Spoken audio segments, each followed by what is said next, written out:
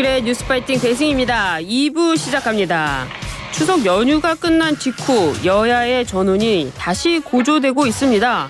민주당이요, 오늘 김건희 여사 특검법, 최상병 특검법, 지역화폐법 모두 본회의 처리를 할 예정인데요.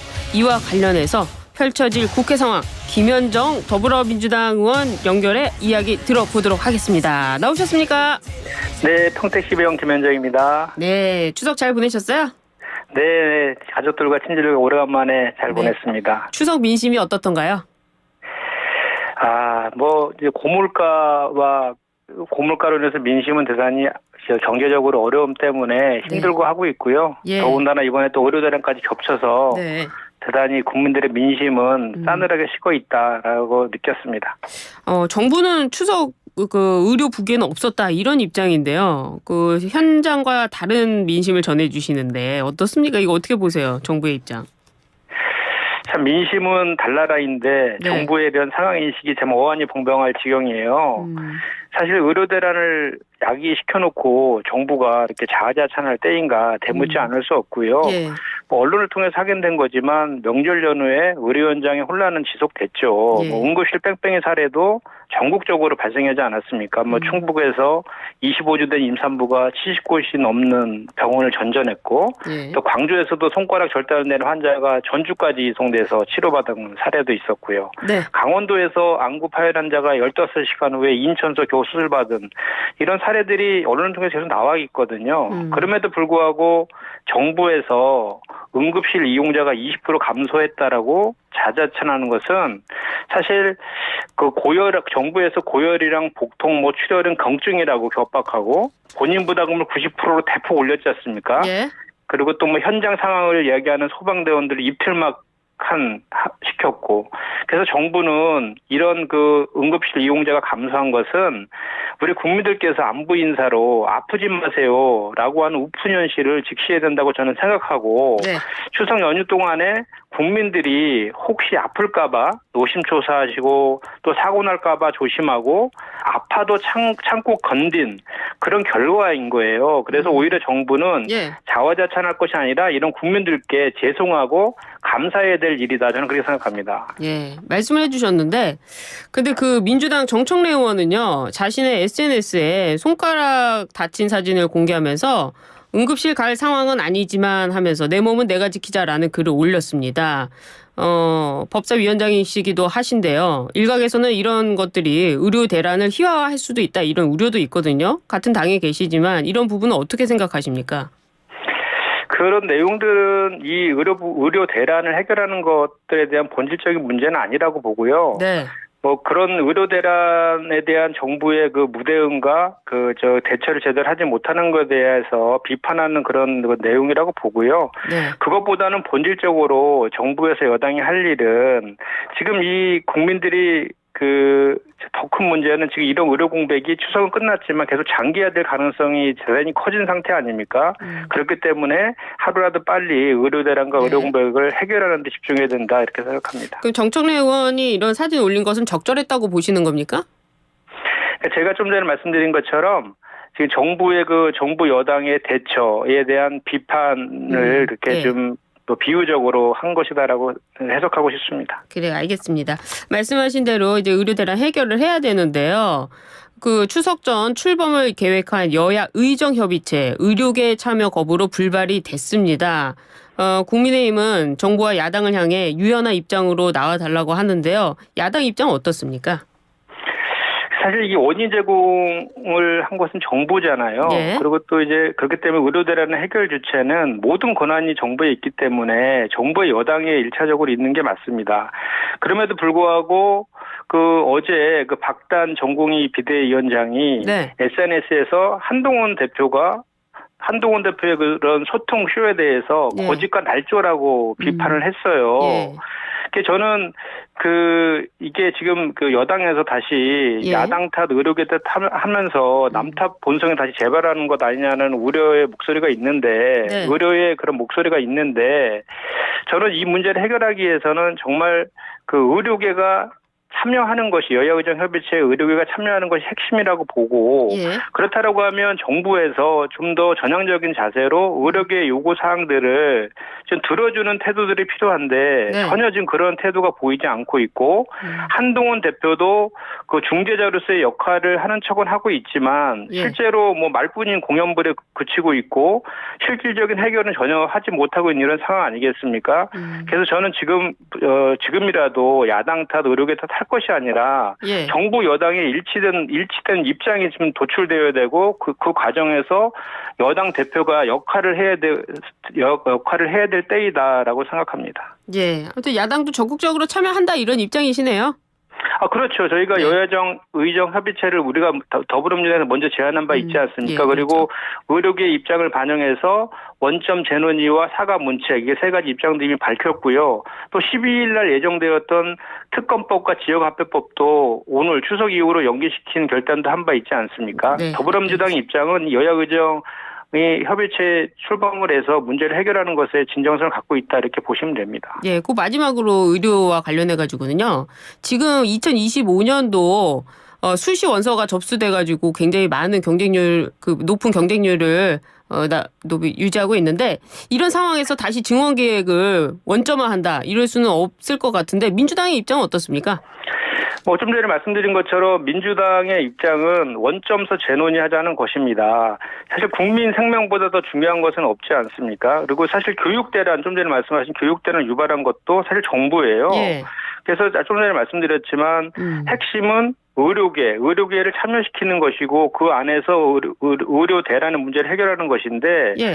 저희 민주당의 입장은 이 모든 것들을 다 테이블에 올려놓고 원점서 논의하다 보면 차선책이라도 나올 것이다라는 기대를 갖고 있는 것입니다. 그리고 원점서 재논의라는 것이 25년도의 의대 정원을 뽑지 말라는 것이 아니지 않습니까? 다시 검토해보자라는 내용이기 때문에 예. 거기에서 논의하다 보면 26년도 이후 증원과 연계된 논의도 가능할 수도 있을 것이고요. 이와 같은 입장은 여당의 한동훈 대표도 그리고 의료계도 같은 입장 아니겠습니까? 그래서 지금은 정부와 윤석열 대통령의 결단만 남은 그런 상황이다. 저는 그렇게 생각합니다. 2025년도 이 수시에는 영향이 없다 이런 말씀이시네요. 결과적으로는. 영향이 없다기보다는 그것까지 포함해서 모든 것들을 원점에서 재논의하다 보면 서로 간의 간극들이 좁혀지지 않을까라는 그런 기대를 하는 것이죠. 알겠습니다. 이번에는요. 명품 가방 수수 사건과 도이치모터스 주가 조작과 관련한 김건희 여사 특검법에 대한 좀 처리를 여쭤보도록 하겠습니다. 여당이 지금 이 필리버스터로 대응하는 방안을 검토 중인데요. 야당의 단독 처리, 그렇게 되면 또 대통령의 제2요구권 행사, 이런 국면이 반복되지 않을까 하는 우려들이 벌써부터 나오고 있는데 민주당 어떤 입장이십니까? 오늘 본회의에서 처리할 그 예정으로 있고요. 네. 사실 지난 12일 날 할 예정이었는데 좀 전에 말씀드린 것처럼 의료대란 문제 때문에 오늘로 이제 연기된 그런 내용인데요. 네. 사실 그동안에 살아있는 권력에 대한 수사는 특검을 통해 한 것이 관례였지 않습니까? 예. 그리고 이제 최혜병 특검병 같은 경우에는 한동훈 대표의 수정안을 반영한 내용이고요. 이번 달 26일이면 순직 해병이 살아 있었으면 제대하는 날이고요. 그 어머니께서 그 임성근 사단장의 처벌을 원한다는 편지까지 다시 보내온 그런 상황입니다. 그리고 네. 김건희 특검법 같은 경우에는 최근에 그 주가 조작 방조범이 유죄로 판결되었고 또 공천 개입 의혹까지 더해져서 더 이상 미룰 수 없는 국민의 뜻이다라고 저희는 판단합니다. 또 지역화폐법 같은 경우에도 이게 민생 법안으로 우리 여당에서 얘기하는 현금 살포법이 아니라 선별 차등 지급도 수용할 의사가 있다라는 것까지 밝힌 상태 아니겠습니까? 네. 그래서 여당에서도 무조건 반대만 할 것이 아니라 우리 당에 대한 그 대안들을 제시하는 태도가 좀 필요하다고 보고 윤석열 대통령 같은 경우에도 지금 지난 11일, 12일 사이에 이루어진 갤럽 여론조사에 의하면 국정 지지도가 20%까지 폭락했고 또 국민의힘 정당 지지도도 28%로 같이 폭락했습니다. 그리고 더 큰 문제는 전 지역과 전 연령대에서 부정률이 훨씬 더 높다라는 것이죠. 네. 그래서 사실 지금 심리적인 탄핵 국면에 돌입했다라는 얘기까지 나오고 있는 상황입니다. 이런 네. 상황에서 또다시 윤석열 대통령이 거부권 행사했을 때는 국민적인 심판과 거센 저항이 더 직면해서 20%대도 붕괴될 것이다. 저는 그렇게 예상합니다. 그런데 이런 상황 속에서 김건희 여사가 추석 연휴에 장애 아동 시설 등을 방문했습니다. 독자 행보를 좀 이어가고 있는 상황인데요. 이 상황 어떻게 보세요? 저는 대통령실의 그 정무적 판단이 정말 최악이었다. 이렇게 혹평하고 싶습니다. 예. 지금 언론을 통해서 다들 알려진 바와 같이 전 국민이 다 본 그 명품백 수수 영상도 있고 또 주가 조작 손 씨에 대한 항소심의 유죄 판결도 있음에도 불구하고 검찰과 국민권익위에는 봐주기 수사 조사로 지금 일관하고 있고요. 또 최근에 발표한 그 관저 공사 의혹에 대해서도 감사원에서도 봐주기 감사 결과를 발표한 바 있습니다. 그리고 최근에 공천 개입 의혹까지 이제 김건희 여사는 과거에 그 논문 표절하고 학력 위조 그리고 양평 땅 투기 의혹 등에 더해서 이제 국민들의 분노를 유발하는 이미지가 형성되어 있습니다. 이런 상황에서 이런 국민 정서를 감안했어야 되는데 저는 이런 그 정무적 판단한 것이 정말 잘못됐다라고 생각하고요. 특히나 그 자살 예방의 날을 맞이해서 그 마포대교 찾아서 공직자에 지시하는 태도, 이 태도는 월권을 넘어서요. 이 사실 얼마 전에 우리가 다 지금은 좀 잊혀진 측면도 있는데 네. 그 명품백 그 수수 관련해서 그 권익위의 그 국장 대리께서 조사하는 과정에서 스스로 삶을 마감한 그런 사태가 있었어요. 예. 근데 거기에 대해서 김건희 여사도 연관되어 있는 거 아닙니까? 그런데 조문도 하지 않았어요. 그런 상황에서 그 자살 예방의 날이라고 행사를 간 것은 정말 그 부적절한 그런 또 행사 아니었나 그런 생각을 하고요. 이렇게 하니까 여당 내에서도 비판의 목소리 있는 것 아니겠습니까? 그래서 저는 지금은 네. 김건희 여사는 국민께 사과하고 네. 반성하고 자숙해야 할 때다 이렇게 생각합니다. 알겠습니다. 민주당의 김민석 최고위원이요. 추석 연휴 마지막 날 계엄령 의혹을 재차 꺼내 들었습니다. 이 김 최고위원은 서울의 봄이라는 계엄 대응팀을 꾸려 조만간 진전된 입장을 공개하겠다고까지 밝혔는데요. 아직까지 구체적인 근거는 없는 것 같은데 의원님 보시기엔 어떻습니까? 그러니까 예방적 차원, 예방주사를 놓는 것이라고 보시면 될 것 같은데요. 지금 그 대통령의 국정 지지도가 20%대 붕괴 직전에 와 있고 심리적 탄핵 상태에 와 있습니다. 그럼에도 불구하고 윤석열 대통령은 국정 기조를 바꿀 생각이 전혀 없고 오히려 입법부를 완전히 무시하고 야당에게 대한민국 세력이라고 지칭하는 듯한 표현을 서슴없이 하고 있는 이런 상황 속에서 거부권은 남발되고 있고요. 그리고 이런 상황에서 지금 그 소위 충안고 라인이라고 하는 분들이 국방부 장관과 방첩사령부 등 핵심 군대 요직들을 지금 장악하고 있는 상황이어서 이것이 혹시라도 이제 윤석열 대통령에 대한 지지율이 더 폭락을 해서 국정 운영이 불가능한 상황까지 갔을 때에 대비한 계엄을 준비하고 있는 그런 의혹들이 지금 당으로 접수되고 있는 상황에서 당에서는 그것을 아직은 공개할 단계는 아니지만 이에 대한 예방은 할 필요가 있다, 준비는 할 필요가 있다라는 차원에서 한 발언이라고 저는 해석하고 있습니다. 근거가 있다고 보세요? 지금 조만간 그 서울의 봄팀에서 구체적인 그 내용들까지 포함해서 발표할 예정이다라고 하고 있으니까 한번 지켜보시죠. 알겠습니다. 정부의 2025년 예산안과 연금 개혁안을 두고 민주당이 반대 입장을 밝혔는데요. 본격적인 논의에 들어가면 또 충돌이 이어질 것 같은데요. 어떻습니까? 예, 윤석열 정부의 예산안 먼저 말씀드리면 한마디로 부자 감세 민생 애면 예산이라고 좀 볼 수밖에 없습니다. 왜냐하면 지난해에도 대기업 부자 감세로 56조가 세수가 펑크가 났고요. 올해에도 30조 정도가 결손될 것이라고 예상하고 있어요. 그럼에도 불구하고 올해 또 그 긴축 예산, 건전 예산을 빌미로 해서 긴축 예산을 편성했는데 이렇게 긴축 예산을 편성한다면 그만큼 서민 경제와 관련된 예산 이런 것들을 삭감할 수밖에 없기 때문에 네. 그 피해는 고스란히 서민들에게 돌아가는 이런 예산입니다. 또 반면에 예. 권력 기관을 유지하고 대통령 놀이하는 예산들은 또 다 증액을 시켰어요. 무슨 예를 뜻이죠? 들면 예. 대통령 순방비는 지금 올해 그 긴축 개정한다면서 전체적으로 예산을 3.2% 증가시켰는데 9.3%나 그 대통령 순방비를 증액시켰고요. 네. 그리고 권력 기관들인 그 뭐 대통령실이라든지 국세청, 경찰청, 감사원, 국방부, 국정원 등의 7대 권력 기관은 특활비랑 업무 추진비를 24년 대비해서 570억이나 증액시켰습니다. 이것은 정말 현실에 맞지 않는 예산안이라고 생각하고 예. 이런 잘못된 예산은 우리 더불어민주당도 바로 잡겠다라는 말씀을 드리고요. 네. 그 연금 개혁 같은 경우에도 사실 지난 21대 마지막에 여야 간에 거의 모수 개혁에 대해서는 합의 직전까지도 갔었지 않습니까? 그렇죠. 그때 내용이 이제 보험료를 13%를 올리고 소득 대체율을 44%를 하는 그런 내용이었어요. 예. 근데 이번에 정부가 그 제출한 그 연금 개혁안을 보니까 네. 소득 대체율은 국민의힘보다 낮은 42%로 낮춰서 보냈더라고요. 그리고 또 이제 사실 그 연금 개혁이라는 것은 우리 국민들이 받을 약속된 연금을 안정적으로 받도록 하는 게 목표여야 되는데 네. 정부가 제출한 내용을 보면 정부의 재정을 어떻게든 덜 내는 부담하는 국민들에게 더 큰 부담을 지우는 이런 방식으로 제출했다는 측면에서 대단히 나쁜 그 의도가 보이는 방안이다라고 생각을 하고 예. 더 한 가지 덧붙이면 예.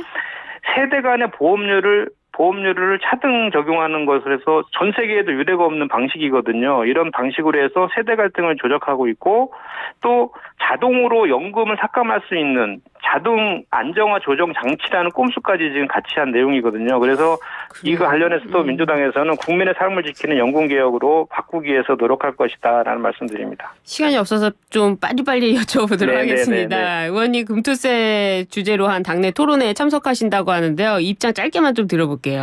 네, 저는 유예 의견으로요. 금투세 시행 아직 시기상조라는 생각입니다. 제가 30년 금융회사를 다녔거든요. 아, 그러시군요. 그래서 주식 투자를 했던 경험을 바탕으로 의견을 피력한 예정인데 네. 제가 정치를 하는 가장 큰 이유 중에 하나가 자본시장 활성화와 금융 공공성입니다. 그래서 그러네요. 제가 예. 처음으로 등원해서 발의한 대표 법안도 예. 이사의 그 모든 줄줄을 공정하게 대하라는 이사의 공정 의무를 담은 상법 개정안하고 네. 또 소액주주 보호를 위해서 소위 요즘 핫하죠. 두산마켓 방지법을 처음으로 제가 대표 발의한 바 있습니다. 그러셨군요. 예. 예. 그래서 저는 금투세 도입의 필요성에는 공감하지만 네. 그 이전에 자본시장의 선진화, 즉 체질 개선이 선행되어야 된다고 생각하고요. 네. 저는 지금 상황에서는 이런 금투세, 여야 간의 금투세 논란보다는 예. 투명한 자본시장을 통한 자본 조달 시스템 확립에 정부와 정치권이 힘을 합쳐야 된다라고 저는 생각합니다. 알겠습니다. 이번에 다른 소식. 이재명 대표가 받고 있는 공직선거법 위반과 위증교사 의혹 재판 1심 선고가 이르면 이제 10월 달로 나올 것으로 보이던데요. 유죄가 확정되면 선거자금 문제도 발생을 합니다. 유죄를 예상하시나요? 저는 네. 둘 다 무죄가 나올 거라고 예상하는데요. 네.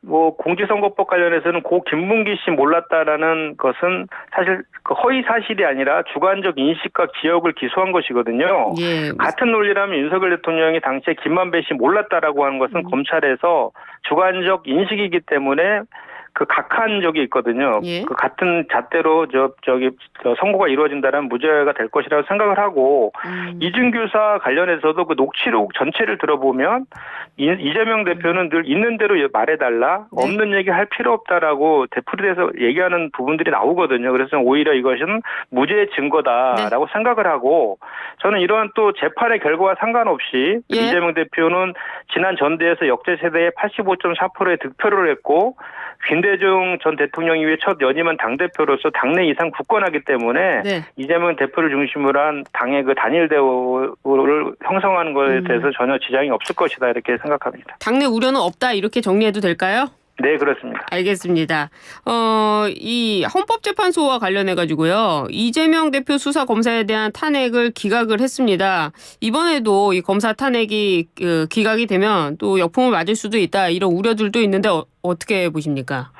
이 문제는 이런 겁니다. 그러니까 검사의 권한과 지위가 헌법을 넘어설 수는 없는 것이죠. 그리고 탄핵은 헌법상의 권한이고 탄핵 사유가 있는 공직자에 대해서는 적법한 절차를 거쳐서 제기할 수 있는 것입니다. 네, 그래요. 근데 그래서 검사가 수사 과정에서 위법 사항이 있을 때에는 뭐 헌법의 권한으로 할 수 있다고 보고 기각은 되었지만 네. 헌재에서도 국회가 소추권을 남용했다고 볼 수 없다라고 하고 있고 검사는 탄핵 대상이라고 명백히 또 판시도 하고 있거든요. 그런 차원에서 접근하면 될 것 같습니다. 알겠습니다. 의원님께서 그 여론조사를 언급해 주셨습니다. 앞서서 윤 대통령 긍정평가율 20%는 한국갤럽이 지난 11일에서 12일 전화조사원 인터뷰 방식으로 진행한 조사인데요. 자세한 내용은 중앙선거 여론조사심의위원회 홈페이지를 참조하시면 됩니다. 바로 그것 때문에 오늘 여기까지 말씀 듣겠습니다.